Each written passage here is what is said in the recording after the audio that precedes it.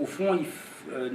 notre idée générale a été de se dire tous ces éléments, en fait, que ce soit les effets dévastateurs du productivisme ou les résistances auxquelles ils donnent lieu, il faut les réinscrire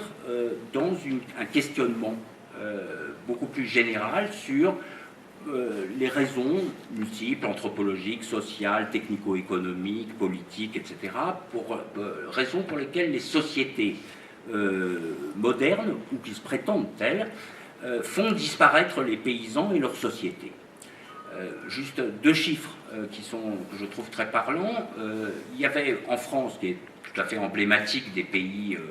développés, il y avait au sortir de la Seconde Guerre mondiale environ plus d'un tiers de la population active était dans l'agriculture. Aujourd'hui, nous en sommes à 2-3% à peu près. Et à l'échelle mondiale, les chiffres sont tout aussi, enfin un peu moins, mais tout aussi vertigineux quand même, parce que